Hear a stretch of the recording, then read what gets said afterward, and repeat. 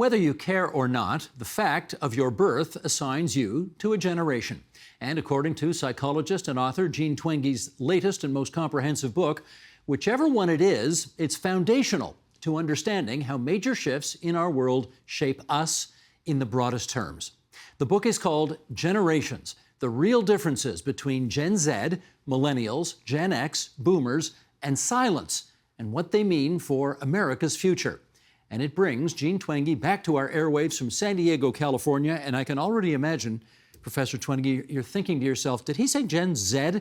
Yes, I'm sorry, this is a Canadian show. We don't say Gen Z. But with all of that, let me welcome you back to our airwaves. It's great to see you again. How are you?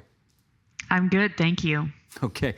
You write that when you were born has a larger effect on your personality and attitudes than the family who raised you does. Okay, let's dive in there. Why would that be the case? Well, some of it is that family environment has a surprisingly small effect on personality, but a lot of it is just the enormous impact of growing up at a different time. I mean, when you think about what it was like to live 200 years ago, or 100 years ago, or even 50 years ago, how you lived your life day to day, your life course in terms of when you, say, finished your education or when you got married or started your career was completely different. The technology that you used was completely different. The values and attitudes that most people hold have also changed. It's just fundamentally different. I can remember a time, though, when we used to categorize ourselves by whether we were kids of the Depression or whether we grew up during the war or post-war babies or Vietnam babies, that kind of thing. Is that, in your judgment, no longer the way we ought to be thinking of these things?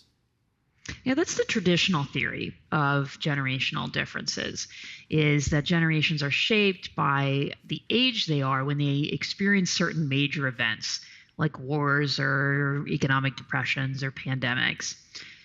However, those major events don't have that big of an impact on day-to-day life in the long term. And what does is technology.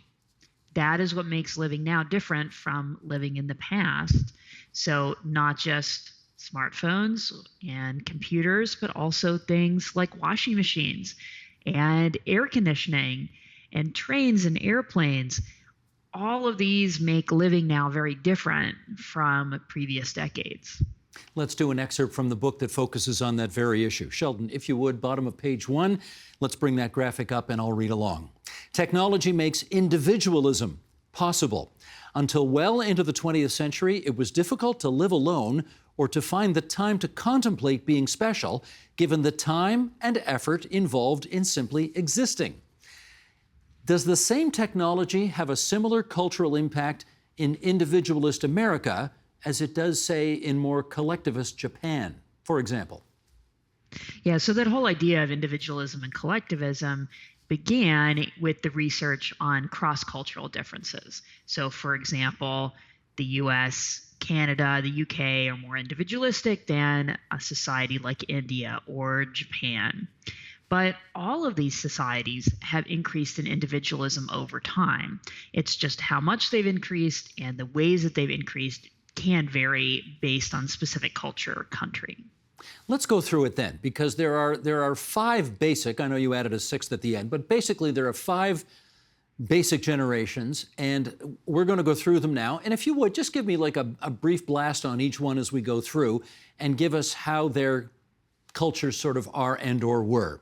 And you start with the silent generation, 1925 to the end of World War II, 1945. Tell us about them. Yeah, so many people haven't even heard of the silent generation. Mm-hmm. So they're in between the greatest generation who fought World War II and the boomers. However, you really have heard of them. So the silent generation, they were the leaders of the civil rights movement and the feminist movement. So 2 of its most famous members, Martin Luther King Jr. and Ruth Bader Ginsburg. Why do you call them the silents? Well, I don't. Someone started calling them that in the late 1940s, early 1950s. And I think they got that reputation for just being a post-war generation. They married young, they had their kids young. So the idea was that they weren't really saying much in the 50s, but they had a lot to say later on. Gotcha. All right, let's talk about the generation that tends to grab a disproportionate amount of attention, mostly because they insist on it. The boomers, 1946 to 64. Give us a blast on them. Well, so the boomers are named after the huge rise in the birth rate during those years. So they are a very large generation, and that's why they've had such a big impact. It's because of their sheer size. The culture has been focused on their life stage at pretty much every stage of their lives. So boomers took those changes to the laws that the silent generation got going and really lived them. They were the ones who ended up changing hearts and minds just through the way that they ended up living in terms of more equality based on race and gender and sexual orientation. And they also took individualism and started to explore it much more than the silence ever did. And I learned in your book, 3 American presidents, all boomers, all born in the same year, all born in the same summer. Go ahead, you want to name them? Yeah, of 1946. So that's Bill Clinton, George W. Bush, and Donald Trump, all born in the summer of 1946. There we right go. At the beginning of the baby boom. Right. All right, next one, Generation X, Gen X, 1965 to 1979. A word on them. So I'm a Gen Xer myself, and we are such an undefined generation. That's how we got our name. X is the letter for an unknown quantity. And I think that's still somewhat appropriate. A lot of people kind of forget that Gen X exists between boomers and millennials fighting it out. A lot of Gen Xers like that. They like flying under the radar, just doing their work, having their families. One thing I really ended up figuring out about Gen X in the course of writing the book is how much Gen X values resilience and being tough in a way that started to fade with millennials and later. So a lot of the cultural and political discussions around free speech and cancel culture, the generational break is between Gen X and millennials. And I guess we should always apply the 3M adjective to millennials, the much maligned millennials, because they are the next group we have to talk about. 1980 to 1994, why so much maligned?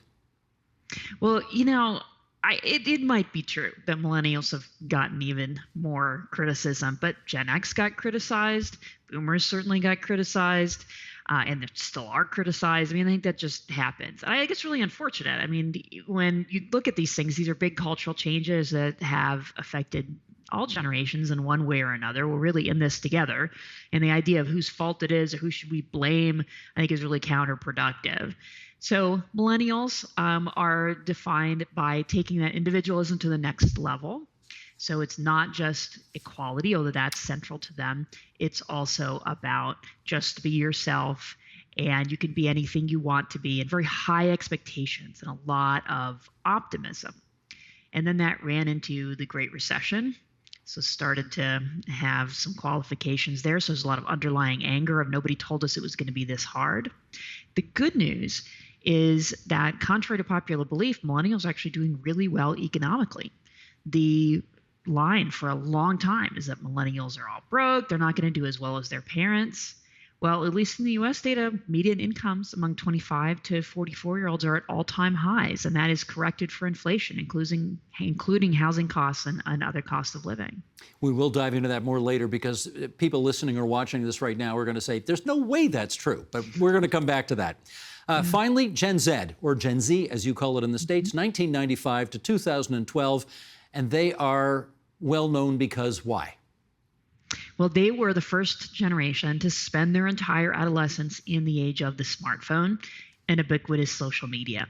And that's had ripple effects across many areas of their lives. So for one thing, they have communicated with their friends online so much that they spend less time with their friends face to face. So that's true for teenagers. It's also now true for young adults, that digital communication has replaced the in-person communication. And that trend started around the early 2010s. It wasn't just due to the pandemic. The other thing that Gen Z or Gen Z is really known for is the enormous increase in mental health issues that, again, started around 2012. That, for example, teen depression doubled between 2011 and 2019 in the US, so even before the pandemic. And we have some good data from Canada, specifically from Ontario, showing the exact same thing in grade 7 to grade 12 students in Ontario, with big increases in mental health issues beginning in the early 2010s. And is it undeniable in your view that that is the case because they are digital natives as opposed to being digital immigrants? So we have to consider all possibilities here for why this increase occurred and why it occurred beginning in 2012. So I first presented this theory about 6 years ago in my book called iGen about this generation. And since then, no other plausible explanation has really come to the fore. Nothing else fits the data as well, partially because of the timing. So smartphones were used by the majority of North Americans around the end of 2012. That's also when social media use started to move from optional to virtually mandatory among teens. But it's not just the time sequence. It's what else had such an enormous impact on the day-to-day lives of teens. And the answer is nothing. All right, let us, now that we've gone through all those 5 different generations, I do want to circle back to millennials because you did say something that I know is going to surprise a lot of people, the notion that they're not as economically badly off as they purport to be. In fact, they're doing better off than everybody expects. The word is we can't get the best jobs because you boomers won't retire. We can't get the best houses or any houses because prices have skyrocketed thanks to you boomers. And you have said the millennials either now or eventually are going to do even better than the boomers. What are you seeing that clearly so many others are not? Yeah, the thing is, this is publicly available data from the U.S. Census Bureau and the Bureau of Labor Statistics. It's not difficult to find. I didn't even have to do any stats analyses. They publish these tables. Median incomes are very high.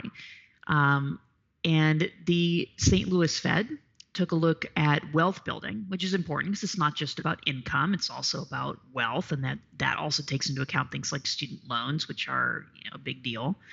And millennials are neck and neck in wealth building with Gen X, and they are on track to catch up to boomers as they get older. The housing market is an interesting example. So here there's some variation within the generation. Early millennials, if they bought, say, before about 2020, have seen their house values skyrocket. But younger millennials who maybe have not yet bought, they're in a tough situation because prices are high and so are interest rates. So the counter I hear to these observations a lot as well, but housing prices have far outpaced inflation. Well, 2 things on that. Housing costs are a huge amount of the calculation that the Bureau of Labor Statistics uses to correct for inflation. And second, what people forget is that in that huge rise in housing costs, in housing prices, is that housing costs have actually stayed relatively similar until about a year and a half ago because interest rates were so low. In the 1980s, interest rates for mortgages were 13%. And in 2020, they were about 3%. So that's a huge difference. And so the cost was actually similar. Millennials would suggest, though, that whereas we boomers needed to save on an average 5 years in order to be able to purchase a home or have the down payment to purchase a home, they have to save something in the area of 18 to 20 years in order to be able to do the same kind of thing. Now, the facts show that. They're not wrong about that, right? Well, it depends. It depends on when we're talking about. So if we're talking about people buying a house in 2010 when prices were a lot lower, older millennials were often buying houses at the time. They got the deal of a lifetime. So in that part, it wasn't true. Then after prices started to go up again, it is true that even with low interest rates, you still have to come up with a down payment for that housing cost. So in that place, saving for the down payment, that's true. That has become harder. Ironically, though, what has often happened with millennials is their boomer parents who have a lot of home equity will give or loan them the money. Or when they die, these millennials are going to be very well off. That's what many people are expecting, yes. Yeah, okay. There's another group here, and I got to confess I'd never heard of them, a 6th group that you have put together, and well, I guess in part because they're new on the scene and their generation is expected to last starting in 2013, but lasting until 2029, the polars, like polar bears. How did they get their name? What will define their culture? Yeah, so this is the post-Gen Z generation, born 2013 and later. So these were the young kids during the pandemic who, the poor kindergartners who had to do their kindergarten and first grade online. And I think that dividing line of 2013 is a good one because Gen Z, Gen Z, they'll remember a time before the pandemic, and polars were not. So we don't have an agreed upon name for this group yet. Some people call them alphas, thinking, okay, we've run out of letters, and then we got to go back to the beginning and use the Greek letters. I'm not a big fan of the letters. They're kind of repetitive and not very descriptive. So I call this generation polars, after melting polar ice caps and political polarization, two things that are shaping their world right now and likely will in the decades to come. Now, we have been taught, Jean, since we were kids, don't stereotype people. You can't put all people in one basket. So with that in mind, and having said all that, I mean, let's face it, there are stereotypes for each generation, and I'm hoping right now you will tell us what you believe to be the most true-to-life stereotype of one of these generations. Which is it? Well, first we have to acknowledge the difference between stereotypes and data. So stereotypes are when you guess. Data is when you have actual data knowing what the average differences are. Even with that data, though, of course, not everyone is going to be at the average. So there's a lot of variation within each generation. Just like when you have differences, say, based on gender, there's plenty of variation among men and among women, even if you have an average difference. So I always have to acknowledge that. So there are some stereotypes that have some truth behind them, and then there are those that don't. In the book, I debunk a lot of the stereotypes that are out there, like millennials are poor and all boomers are rich. It's hard to pick one that is pervasive, that has some truth to it. If I had to, I would probably pick the one about millennials being overconfident. There's some good data to support that one. There we go, the much maligned millennials again. But let's figure out how much has to happen to a particular generation for them to get this, overarching theme attached to them. But by that I mean, we know that not all baby boomers were out there growing beards and long hair and becoming hippies and marching against Vietnam. And, not all Gen Xers are unambitious slackers and that type of thing. But what percentage of that group would have to have those characteristics for them to be defined, for a whole generation to be defined that way? Yeah, I think those types of perceptions are more anecdotal, and there are certain types and certain subsets of the generations, because boomers are a great example. Sure, they were the hippies of the 60s, but then they became the yuppies of the 80s. And were those always the same people? Maybe, but a lot of times that was two subgroups within the generation. So that particularly happened with boomers because they're such a large generation. But I think those things can only go so far, those perceptions, those ideas around subgroups. It's one reason why I'm much more happy to rely on these surveys of millions and millions of people to see, well, overall, how does this generation look on average? I'm really trying to get a number out of you, though. Is it fair to say if, 25%, 50% of the people of a certain generation reflect a particular set of qualities, that's enough for us to categorize the entire generation in such a way? Do you have a number in mind? I don't, for kind of a statistical reason. Most of the time when we measure these things in surveys, or sometimes these are yes or no questions, and we can say, X percentage identify this way versus that way. But it's hard to come to that conclusion and put one number, because there's so much variation across the generation, and it also depends on what trait you're talking about. I guess I'm going to go at this one more time, in as much as, and you've had this criticism before, so you've heard it, that if you're born in the same year and one of you is a black man growing up in Mississippi and one of you is a white woman growing up in New England, you're the same generation, but your realities are really pretty different. So how do you actually categorize people that way? Well, I mean, of course, people differ in many, many ways other than just generation, but that those two still have their birth year in common.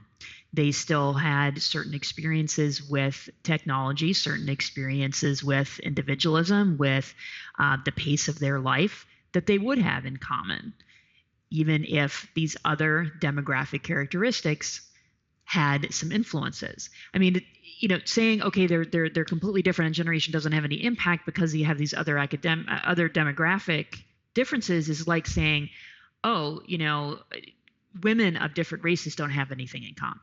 It doesn't make a whole lot of sense. Okay, here's how you summarize the current relationship among the different generations. You say silence and boomers are the powerful older siblings. Millennials and Gen Z are the energetic but misunderstood younger siblings.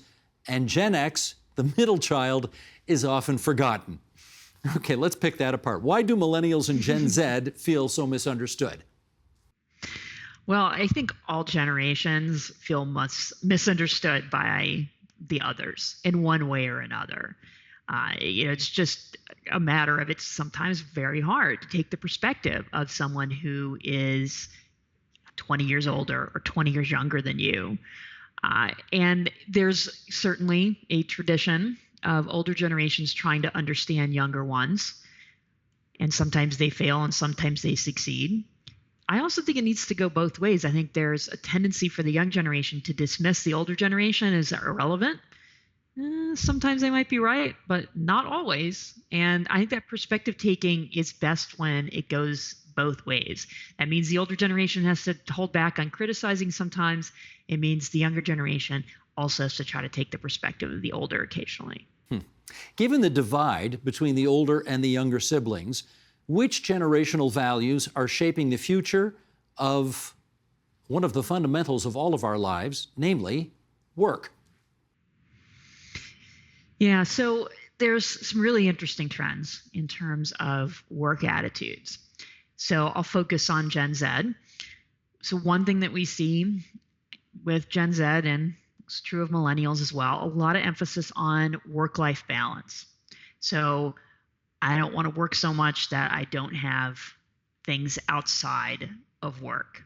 Now, some older people see that as low work ethic. It's all a matter of perspective. The other piece is Gen Z is more likely to say that they want a job in which they can be directly helpful to other people. That's gone up in the big survey, say, of 18-year-olds in grade 12. So I think there's some opportunity here with the young adult generation now, with them really wanting to help. Okay, Jean, let's talk some politics here, because you have suggested that a generation's political profile depends on, for example, how popular the president was during their lifetime. So let's go back.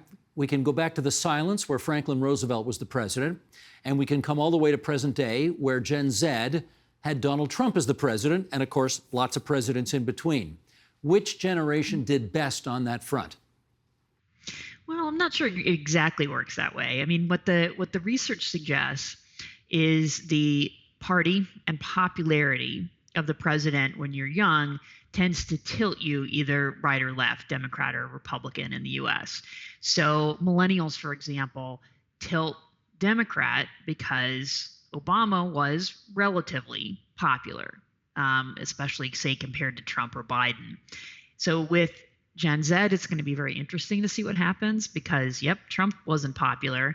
Biden isn't particularly popular either. So they've experienced both a Republican and a Democrat president who weren't particularly popular. So where their leanings will go in the long run is a little harder to say.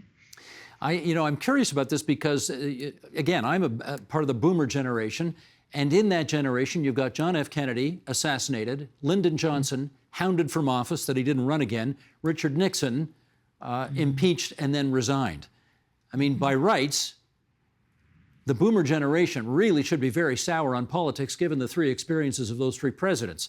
I'm not sure that's the case, though. I don't know. How do you see it? Yeah, that's true. I think there's a lot of different influences going on. And, if you look at the survey data, yeah, boomers, especially as young people, were very politically involved. They still are. And Gen X, less interested. in politics. Millennials brought that back to an extent. And then Gen Z is voting at higher rates than millennials and Gen Xers did when they were young adults. So it'll be very interesting to watch that young generation and look at their political involvement, because it's encouraging that more of them are voting. It's discouraging, though, that there's a very strong sense of pessimism, even nihilism, in this group, of the idea of things are terrible, they're going to continue getting worse, and there's nothing we could do about that. And I think so there's these two roads forward, maybe activism, maybe not so much. We got to see where it goes. Mm-hmm. In which case, let's finish up on this. Which of the generations, in your view, had the greatest impact on how the future will unfold? That's a tough one. It would probably be the boomers, due to their sheer size and the amount of political power that they have had. I think it is a misperception to say that all boomers are rich and powerful. There's a large segment who are definitely not and are economically struggling with mental health, and that has to be acknowledged. But when you look at political dominance, it is hard to top the boomers. Jean, I tell you, there's so much to think about in this book. It's absolutely fascinating, and we're delighted you spent some time with us on TVO tonight. It's called Generations, the Real Differences Between Gen Z, Millennials, Gen X, Boomers, and Silence, and what they mean for America's future, and Canada's too, we can say. The professor of psychology at San Diego State University, Jean Twenge. Thanks so much, Jean. Thank you. The Agenda with Steve Paikin is made possible through generous philanthropic contributions from viewers like you. Thank you for supporting TVO's journalism.